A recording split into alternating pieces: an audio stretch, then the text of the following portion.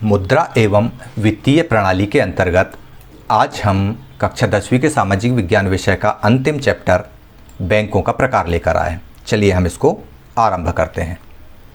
सबसे पहला है वाणिज्यिक या व्यापारिक बैंक। व्यापारिक बैंक अथवा वाणिज्यिक बैंक वे बैंक होते हैं जो व्यापारिक उद्देश्यों की पूर्ति के लिए अल्पकालीन ऋणों की व्यवस्था करते हैं। यह बैंक जनता की जमाओं को स्वीकार करने तथा उन्हें ऋण देने के अलावा बैंकिंग संबंधी अन्य कार्य भी करते हैं। बैंकिंग संबंधी अन्य कार्य कौन से होते हैं, जैसे शाखा का निर्माण इत्यादि भी ये बैंक करते हैं। वर्ष 1969 में बैंकों के राष्ट्रीयकरण के पश्चात वाणिज्य बैंकों के कार्यों में महत्वपूर्ण परिवर्तन हुआ है। अब ये वाणिज्य बैंक कृषि विकास तथा लघु उद्योगों के विकास एवं विस्तार के लिए मध्यकालीन एवं दीर्घकालीन ऋण भी प्रदान कर रहे हैं। वर्तमान में सार्वजनिक बैंकों के साथ साथ अनेक निजी क्षेत्र के बैंक भी कार्यरत हैं। वाणिज्यिक या व्यापारिक बैंक बिल्कुल वही कार्य करते हैं जो अन्य बैंक करते हैं, लेकिन इनका मुख्य उद्देश्य व्यापारिक उद्देश्यों के लिए अल्पकालीन ऋण प्रदान करना है, जैसे 5 साल 7 साल के लिए 4 साल के लिए ऋण देते हैं।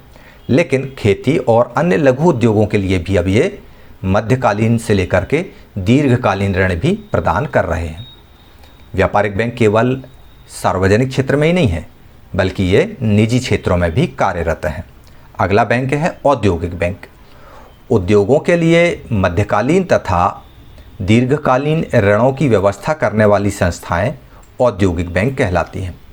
व्यापारिक बैंक उद्योगों के लिए अल्पकालीन ऋण की व्यवस्था कराती हैं, लेकिन जब कोई बैंक उद्योगों के लिए मध्यकालीन और दीर्घकालीन ऋण की व्यवस्था करता है तो उसे क्या बोलते हैं हम, औद्योगिक बैंक। पीछे जो हमने पढ़ा व्यापारिक बैंक, वाणिज्यिक बैंक मध्यकालीन और दीर्घकालीन ऋण भी देती है, लेकिन किस क्षेत्र में देती है, कृषि विकास या लघु उद्योगों के लिए। बड़े उद्योगों के लिए यदि दीर्घकालीन ऋण चाहिए तो उसके लिए हमको औद्योगिक बैंक की तरफ जाना होगा। ये बैंक उद्योगों को अपने पास से तो ऋण देते ही हैं, साथ में अन्य स्रोतों से भी पूंजी प्राप्त करने में सहयोग देते हैं। जैसे भारत में औद्योगिक विकास बैंक, औद्योगिक साख एवं निवेश बैंक, औद्योगिक वित्त निगम जैसी संस्थाओं की स्थापना उद्योगों के वित्तीय व्यवस्था के लिए की गई है। तो आप लोगों ने औद्योगिक विकास बैंक के बारे में देख लिया। व्यापारिक बैंक उद्योगों के लिए अल्पकालीन ऋण देते हैं, जबकि औद्योगिक बैंक उद्योगों के लिए मध्यकालीन एवं दीर्घकालीन ऋण देते हैं। ये चीज़ हमारी समझ में आई। अगला बैंक हम देखते हैं कौन सा है। चलिए, अगला बैंक है विदेशी विनिमय बैंक। जैसा कि हमें नाम से ही समझ में आ रहा है कि विदेशी विनिमय मतलब विदेशी मुद्रा को देशी मुद्रा में परिवर्तित करने वाला बैंक। विदेशी मुद्राओं का लेन देन तथा विदेशी व्यापार के लिए वित्त की व्यवस्था करने वाली संस्थाओं को विदेशी विनिमय बैंक कहा जाता है। यह बैंक अपनी शाखाएं विदेशों में स्थापित करते हैं, जिससे विदेशी मुद्रा का लेन देन का कार्य सरल हो जाता है। जैसा कि विदित है, एक देश का निर्यातक अपनी वस्तु की कीमत अपने देश की ही मुद्रा में प्राप्त करना चाहता है। जैसे मैं भारतीय हूँ और यदि मैं कोई व्यापार करता हूँ और यदि विदेश में भी मेरे उत्पादों की या मेरी वस्तुओं की मांग होती है, तो मेरी अपेक्षा यही रहेगी कि भले ही मेरा प्रोडक्ट विदेशों में बिके, लेकिन उसके बदले में जो पैसा प्राप्त हो वह मेरे रुपयों में ही प्राप्त हो, डॉलर में नहीं। ठीक है ना। तो इसके लिए क्या करते हैं, विदेशी विनिमय बैंक होते हैं जो कि इस तरह का कार्य करते हैं। वे हमारे उत्पाद की कीमत जो विदेशी मुद्रा में प्राप्त होती है उसको हमारे देश की मुद्रा में बदलकर हमको प्रदान कर देते हैं। तो इस समस्या का समाधान जो है वो करने वाले बैंक कहलाते हैं विदेशी विनिमय बैंक। वर्तमान समय में विनिमय बैंक भी वाणिज्यिक बैंकों के समान ही अन्य कार्य भी करती हैं। इसी तरह वाणिज्यिक बैंक भी विनिमय बैंकों के कार्य करते हैं। मतलब अब जो है मुद्राओं के लेन देन में केवल विदेशी विनिमय बैंक ही नहीं, वाणिज्यिक बैंक भी विदेशी विनिमय बैंक के तरह कार्य करने लगे हैं। इसीलिए ऐसे बैंक जो अन्य बैंकिंग कार्यों के साथ साथ विदेशी विनिमय का लेन देन भी करते हैं कहलाते हैं विनिमय बैंक। यदि आपसे पूछते हैं आपसे पूछा जाता है कि विदेशी विनिमय बैंक किसे कहते हैं, तो सीधा सा उत्तर है विदेशी मुद्रा को देशी मुद्रा में और देशी मुद्रा को विदेशी मुद्रा में बदलने वाले, एक्सचेंज करने वाले बैंक कहलाते हैं विदेशी विनिमय बैंक। ठीक है ना। चलिए अगला बैंक देखते हैं, कृषि बैंक। कृषि व्यवस्था व्यापार तथा उद्योग धंधों से अलग होती है, इसलिए इसकी ऋण संबंधी आवश्यकताएं भी व्यापार या उद्योग धंधों से अलग होती हैं। यही कारण है कि किसानों की आवश्यकताओं की पूर्ति के लिए कृषि बैंकों की स्थापना की गई। कृषि वित्त की आवश्यकता की पूर्ति के लिए जो बैंक स्थापित किए गए हैं वे हैं कृषि सहकारी बैंक, भूमि विकास बैंक और क्षेत्रीय ग्रामीण बैंक। चलिए हम इनको समझते हैं। सबसे पहले देखते हैं कृषि सहकारी बैंक। कृषि सहकारी बैंक किसानों को अल्पकालीन ऋण की सुविधाएं कम ब्याज की दर पर प्रदान करते हैं। भारत में सहकारी बैंकों की रचना त्रिस्तरीय है। सबसे नीचे प्राथमिक सहकारी साख समिति होती है और उनके ऊपर होता है केंद्रीय सहकारी बैंक या जिला सहकारी बैंक।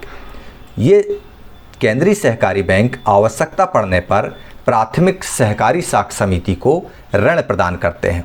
जैसे हम गांव के निवासी हैं, हम प्राथमिक सहकारी साख समिति में गए और हमने कहा हमको 20,000 रुपये ऋण की आवश्यकता है खरीफ की फसल के लिए, और अगर प्राथमिक सहकारी साख समिति के पास यह पैसा नहीं है तो जिला सहकारी बैंक या केंद्रीय सहकारी बैंक उसको ऋण प्रदान करता है और उस ऋण को वह हम किसानों को प्रदान कर देती है एक सामान्य ब्याज दर पर। ठीक है ना। इन केंद्रीय बैंकों के ऊपर भी बैंक होते हैं, उन बैंकों को हम बोलते हैं राज्य सहकारी बैंक। राज्य सहकारी बैंक जिला सहकारी बैंक को ऋण देते हैं। मतलब ये जो है राज्य सहकारी बैंक जो है ये केंद्रीय सहकारी बैंक या जिला सहकारी बैंक को ऋण देते हैं। ये सहकारी केंद्रीय सहकारी बैंक इनको ऋण देते हैं। लेकिन अब बात आती है कि राज्य सहकारी बैंकों को वित्तीय ऋण या वित्तीय आवश्यकताओं की पूर्ति कौन करता है। इसके लिए होता है राष्ट्रीय कृषि एवं ग्रामीण विकास बैंक, जिसको हम बोलते हैं नाबार्ड। तो ये नाबार्ड जो है राज्य सहकारी बैंकों को ऋण प्रदान करता है। चलिए अब हम देखते हैं भूमि विकास बैंक। भूमि विकास बैंक किसानों को दीर्घकालीन ऋण प्रदान करते हैं। यह बैंक भूमि सुधार करने के लिए, कुआं खोदने के लिए, नलकूप लगाने के लिए, कृषि का यंत्र जैसे ट्रैक्टर इत्यादि खरीदने के लिए बहुत कम ब्याज पर ऋण देते हैं और समय 15 से 20 वर्ष तक की अवधि का होता है।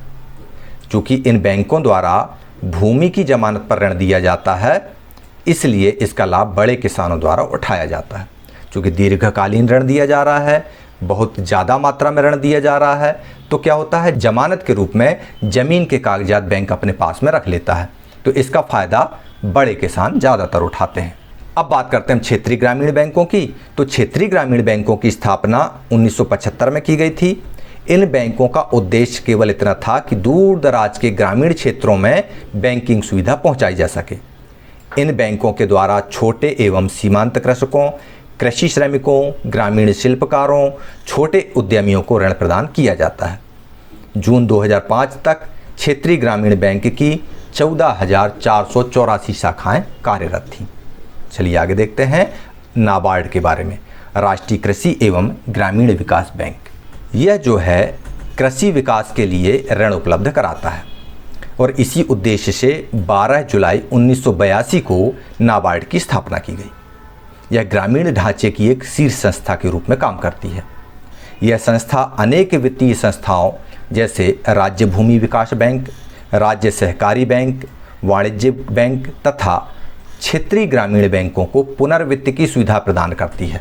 मतलब इनको बार बार ऋण उपलब्ध कराती है और ऋण संबंधी आवश्यकताओं की पूर्ति करती है।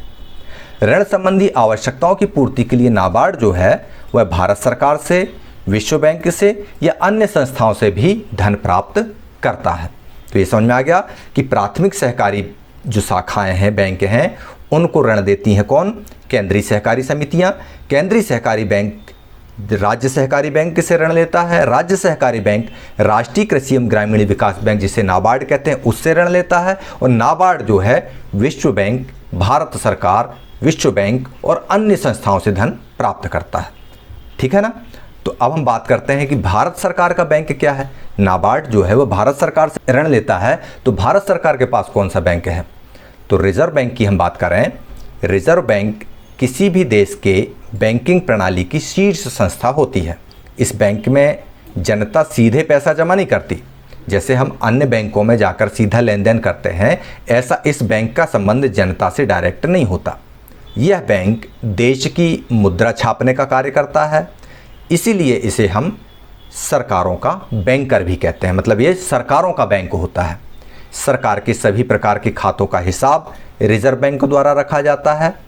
आवश्यकता पड़ने पर यह सरकार को ऋण भी प्रदान करती है, इसलिए इस बैंक को बैंकों की बैंक भी कहा जाता है।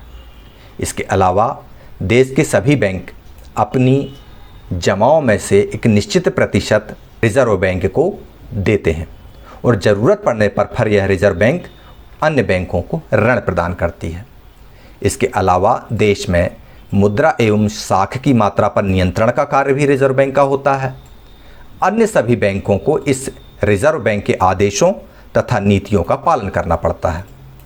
भारत के केंद्रीय बैंकों को रिजर्व बैंक ऑफ इंडिया के नाम से जाना जाता है। ठीक है ना। तो ये तो हो गया देश का बैंक, देश का सबसे बड़ा बैंक। अब हम बात करते हैं अंतर्राष्ट्रीय बैंक की, इंटरनेशनल बैंक की। अंतर्राष्ट्रीय बैंकों के अंतर्गत उन बैंकों को सम्मिलित किया जाता है जिनकी स्थापना अंतर्राष्ट्रीय आर्थिक समस्याओं को निपटाने तथा सदस्य राष्ट्रों को आर्थिक सहायता प्रदान करने के लिए की गई है।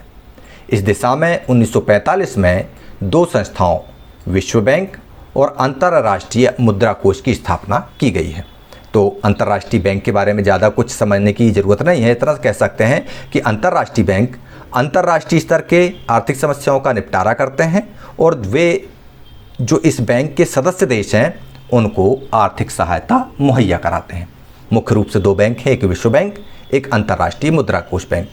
तो अब आप लोगों की समझ में आ गया होगा कि सबसे ऊपर अंतर्राष्ट्रीय बैंक, फिर reserve bank, reserve bank, NABARD, NABARD के बाद राज्य सहकारी बैंक, स्टेट कोऑपरेटिव बैंक, फिर केंद्रीय सहकारी बैंक, जिला सहकारी बैंक और अंत में ग्रामीण साख समिति।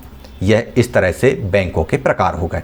अब आप लोगों ने बैंकों के प्रकारों को बहुत अच्छी तरह से समझ लिया हो, तो चलिए हम हल करते हैं इस वीडियो पर आधारित महत्वपूर्ण प्रश्नावली। पहला प्रश्न, बैंकों का बैंक किसे कहते हैं? दूसरा प्रश्न, नाबार्ड को हिंदी में क्या कहते हैं? नंबर 3, नाबार्ड के कार्य लिखिए। नंबर 4, कृषि सहकारी बैंक क्या है? और पांचवा एवं अंतिम प्रश्न, विदेशी विनिमय बैंक के कार्य लिखिए।